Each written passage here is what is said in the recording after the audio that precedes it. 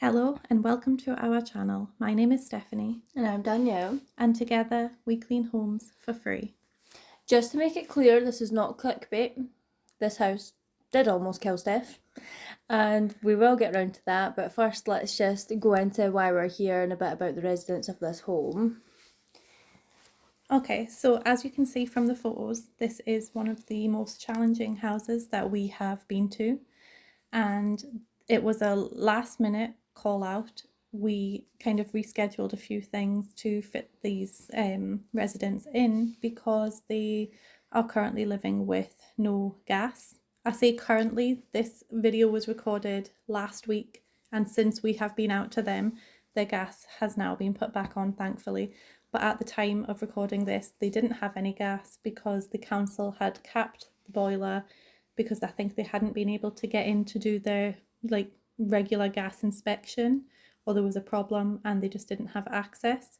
So we came out to this house. Obviously, it is Scotland. It is freezing, and you cannot be living without No one gas. doesn't want heat in November. Let's just say that. So we did class this as top priority. When I first arrived at the property, it was just myself. Danielle was coming a couple of hours later. Sorry. And there was a lot of rubbish to be collected, and we were kind of on a time crunch with that, so I just kind of came in and immediately started collecting the rubbish. I'd just like to take a moment to thank the generous people who are watching, who have been sending us things from our wish list, one of which is the sharps proof gloves. So as you've seen from the photos, there are a lot of beer bottles and beer cans, and so we thought, we might come across broken glass or maybe other addiction related paraphernalia. So we were really grateful to have those gloves. So just a little bit about this family. The woman has fibromyalgia and works 5 or 6 days a week, and the man is recovering from bowel cancer from last year. And just mentally, the family are not in a great place, as you can see from the condition of their home. When we had seen the photos and were told a bit about the story, they didn't really mention anything about the, alcohol bottles, and so we don't know if that is addiction, which we think is maybe likely. But it could just be, they haven't been removing the rubbish as they go. Anyway, as when I was over there next to the table, it was at that point that I noticed there was a huge mouse infestation in this house. Everything over there was covered in mouse poo and things were shredded. And so that's why you see me leave and go and get my mask. What kind of mask is that actually called? Like filter mask or? I don't know, I just call it the gas mask. Yes, I know that's what I do, but that's not what it is. So I went and got my mask and then continued working. I had preemptively brought that bucket to empty the alcohol drinks into it, which came in quite in handy. And just carried on collecting as much rubbish as I can. This isn't a typical video. You will see me kind of move from room to room. I actually felt really overwhelmed in that living room. There wasn't much space to move around. I couldn't physically move that heater that was in the way. So I kind of started in the living room, moved to the hallway, then the kitchen, and then I think I do a little bit in the bedroom before returning to the living room, all while I'm waiting on Danielle coming, because trash converters were once again going to be helping us out with the rubbish, and they were coming maybe 2 or 3 hours into the clean, and so I was just trying to bag up as much as I could before they got there. When I was in the kitchen, that's when I actually seen some of the mice. I think 2 or 3 mice, and I was really nervous.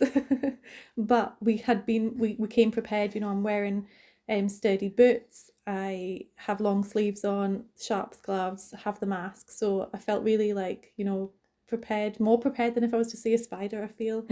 I was like, okay, I can deal with the mice. Mice no bother, spiders no. Yeah, which is crazy. I'm the other way around. Mm-hmm. I'm more like, yeah, spider, I'll deal with that. The mice I'm not so keen on. Mm-hmm. Yeah. So I do manage to bag up everything in this room. I did have to throw away quite a lot of, cutlery and crockery that was lying around on the floor. Basically anything on the floor had to be thrown. Everything in that house is so contaminated. It literally just all needs replaced. But we did what we could on this day. We did have to leave very suddenly, and again we will get to that. So this isn't our typical video. It mostly is just rubbish collection. The before and afters aren't going to be our usual satisfying before and afters, but I feel like we were in two minds about whether or not to put this out. Danielle was like, yes, tell people you nearly died, like get the story out there. And I was just kind of like, we need to bring more awareness to this. Yeah. And then I'm like, but it won't be very fun to watch. But yeah, you don't see anything horrific. I have cut some stuff out. Yeah, it is mainly us just collecting rubbish. And when I got there, I honestly walked in and I was like, you've done all this already? I just felt like there wasn't much need for me, to be honest. But no, there was No, still plenty joking, to do. there So was, yeah. I think we bagged up 34 or 35 bags of rubbish, and it's not even half. So you do see me kind of briefly go into the bedroom and start bagging that up. But just because of the time crunch of when the rubbish was getting collected, we thought, we need to focus on the living room and the kitchen, because that, like, the electric box is in the living room and the boiler is in the kitchen, and we weren't sure what the council would need access to. So we focused on those two areas. But yeah, it is just literally us collecting rubbish. I guess we could start telling them what happened now. Yeah. So obviously I arrived and Steph had done what she had done already, and then I was like, okay, let's crack on. We didn't actually spend a lot of time, and then we had a break because Steph needed to have a break for lunch, and I hadn't actually ate anything, and then that was fine. And then we went back in. I think before that though, you were getting a bit lightheaded. Yeah, so the mask was making yeah. me feel lightheaded, and so I was like, okay, let's stop for lunch. It's maybe just because I've not eaten. And then when we came back in, the masks came off, didn't they? Yeah, so we took our masks off to have lunch, and then I didn't feel ready to put it back on. And then we just kind of, because it was getting to like the end of like all the rubbish, I think that's where it was really like sturdy, and obviously with the mice droppings and stuff. And then Steph has asthma, and she was starting to really just struggle or breathe in. Like sometimes it can flare up when you do these things, especially if you have like cats or dogs or it's quite dusty. So it's not uncommon for her to have to use her inhaler. But so she went outside and she was using her inhaler, and that wasn't seem to be doing it. And then she was like, I'm not sure if I'm going to be able to stay. And then I'm like just pottering away, being like, all right, okay, well, what do you think you're going to do? Like, are you going to, like, what do you want? Like, should we leave together? And she was like, well, actually, I was thinking about going in your car. Like, I think I might need to go in the hospital. And then I kind of looked at her and I was like, okay, I'm just going to pack this bag up. And in my head, I was like, oh shit, we need to leave right now. Yeah. Because she looked sheet white. She was sheet white, and I could see like she was struggling. She was struggling to get a word in, struggling to breathe. So I was like, right, okay, let me finish doing what I'm doing. So I got my last bag filled, and I was like, right, okay, and I started looking around for stuff, and I was trying actually really hard not to panic. I really didn't want my panicking to make Steph panic more, and for her to struggle to breathe more. And that's the thing. So I wasn't even really panicking that much. So I mean, I've never had very well controlled asthma, but it hasn't been that bad lately. And so when I went outside to take my inhaler, I kind of took it, and then I came back in and I put the mask back on, and I carried on working in that kitchen. But then I realised that the inhaler hadn't really worked. And so then I had said, okay, I think I need to stop now. And then I'd gone back outside and I'd taken the inhaler again, and it still kind of wasn't relieving it. And after maybe like 10 minutes of like just breathing and trying to get a breath, I was like, okay, I think I'm actually having an asthma attack, which I've not had an asthma attack in like 25 years. So I didn't know for sure, but I was like, okay, I think this is an actual asthma attack. And so that's why I came back in. And in the space of a few minutes, I was like, yeah, I think I might ride back with you. And then like a couple of minutes later, my breathing was worse. And I was like, actually, I think I might need to go to the hospital. And then you were like, do you want me to take you home first and then the hospital? And then by that point, I actually couldn't even talk. And I was like we're going straight to the hospital. By this point, we got to the car and we actually phoned Steph's husband. Obviously, she couldn't talk at this point. So I'm like, right, I'm just letting you know this is what's happening. I'm going to take her to the hospital. We were kind of half an hour away from the, like, shall we call it the main hospital, which is just like 20 minutes away from where we actually live. We were probably more than half an hour. We were like an hour and a half. Okay, well. It's 45 minutes. So we were 45 minutes from where we live, and then the hospital's another 20 minutes from there, yeah. And he was like, there's actually like a hospital where you are, but it's like where we stay, we've got like community hospitals, but a lot of them don't have like accident and emergency services, or they're mainly like you make an appointment to go in. So we've got there, which thank God he actually suggested that, because by the time we got there, Steph doesn't realise this because she couldn't see herself, but she was like our lips and round our mouth was going a kind of bluish colour. I think it's called like cyanosis or something like that. Well, that was happening. And then I remember getting in there, and at that point I was like, where do I go? Because this says it's doctors and this bit's like an appointment. By then I'm nearly passed out. So like holding onto a table, like, okay. Yeah, and then she kind of pointed to me towards like two people, and I was like, excuse me, my friend's having an asthma attack. Like, she get seen here? And they were like, well, it's actually like that's an A&E kind of thing. And then they took one look at Steph and they were like, oh no, just come with us and we'll get you seen too. And within a minute, there was about 4 people around her. She was getting a oxygen mask with nebulizer in it. And they were trying to kind of relieve her symptoms. Yeah, and they said, 3 people die every day in the UK from asthma. And I was like, I wouldn't have made it to the other hospital. Like, they says we should have phoned 999, which I don't know why we didn't. We just didn't even think of that. But yeah, when I arrived, I was like, I had that cyanosis. I think that's what it's called. I was tachycardic, so my heart rate was like really high. But that's also then the medication they gave me really put my heart rate high.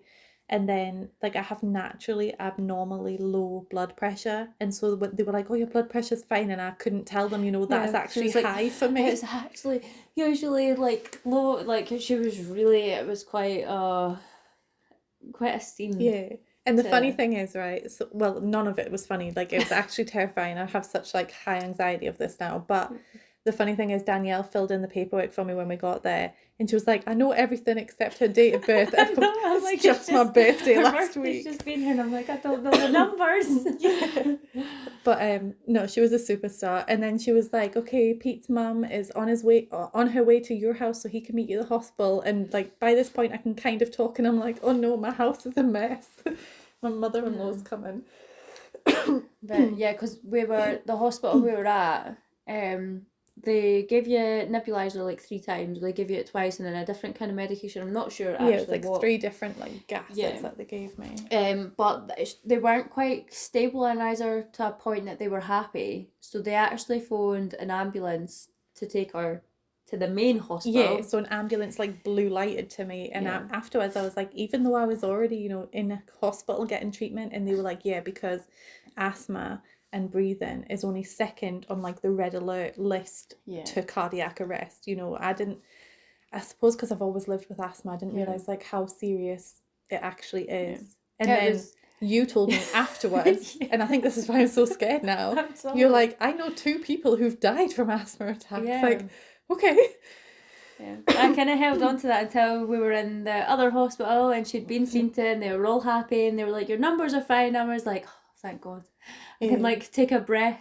And like I literally owe you a life debt now. You actually saved my life, and you managed to stay so calm even knowing that information, which is So yeah, I don't know if anybody actually, noticed last week when we released the video and we were doing the voiceover. I actually really struggled with that voiceover. So this had all happened on the Friday. Yeah, that was the day before we'd done the voiceover. And then we recorded the voiceover on the Saturday.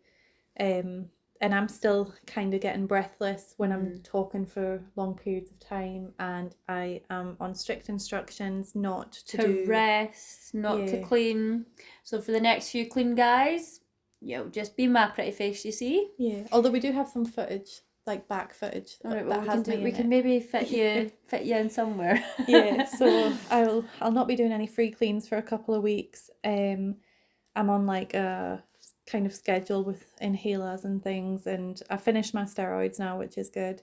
I am feeling a lot better. Like, I kind of felt okay last Saturday, and then after we did that voiceover, I was actually really struggling the whole day, and ended up going back to the hospital on the evening and had like a chest x-ray and all of this, but everything is fine. They just said my lungs took such a beating, and it was like it was life-threatening. Like, I did this, I nearly died. It's you could not tell it clickbait. was, you could tell it was life-threatening. Like, now, after it, the thoughts of, if we hadn't went to that hospital first and I tried to drive you through to where we are now, like, and I keep trying to stop myself from thinking like that, because I'm like, but it didn't happen. But then it's like that. And on the day, I was just like, I don't think I would have made it to the hospital. I would have passed out. Not even thinking, I wouldn't have passed out. I would have died. You would have stopped breathing. And but even then, it's like, it's hard to wrap my mind around it. But then now, when I'm getting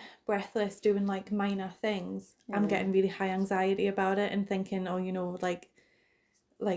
am I going to end up triggering another attack? Because the doctors were saying, your bodies change every 7 years. This could be the normal for you now. And I'm just like kind of freaking out a little bit. Obviously I do have a lot of allergies, and they think that it was, the mice that kind of triggered this. But then as well, you'll see, so I abandoned my car outside of this house, and then it was a few days later that I felt well enough to go back and get it, and I took my husband with me because I'm not allowed back in this house, basically. And so he went in and he takes the after photos, so I will take no criticism on those after photos, because he went in, and so we didn't get any after photos of the bedroom. I think because there was so much needing done in that room, I don't think the residents actually noticed that I did remove like 9 bags of rubbish from that room, because when my husband went in to take the after photos, they were kind of like, no, that room wasn't done. But it isn't complete or anything.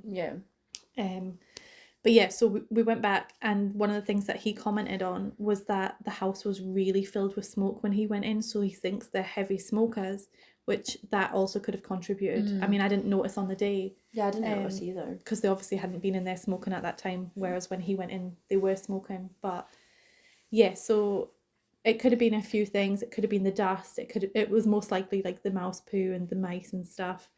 Because this was kind of when I was in the kitchen without the mask. This is when it kind of, and I wasn't in there long, 20 minutes I was in that house without a mask at the end, and that's what triggered the attack. But I am like sweeping mouse poo, and so that is why we decided to release this video anyway, to kind of bring awareness to how severe asthma is and the perils of this job. And also because it's kind of ironic, because literally in the video before this house clean, I was like, don't judge us for not wearing PPE, that's a personal choice. But I eat my words. I absolutely take it back. I will not be cleaning these houses without a mask from now on. She's not allowed to. She is not allowed to. That's it. No. If it is just like an elderly person's house and they've kind of struggled to keep it clean, I don't mind not wearing a mask in those. But any type of allergen, I am allergic to pretty much all animals that we know of. I will definitely be wearing a mask from now on. But I'm okay, and it's not going to stop us. She lives another day. Yeah. We'll keep doing it. Anyway, thanks for watching. Please like, comment, subscribe. Join our membership tiers if you want to. We will be tackling The Office very, very soon. We promise that video is coming. And we will see you in the next one, guys. Bye.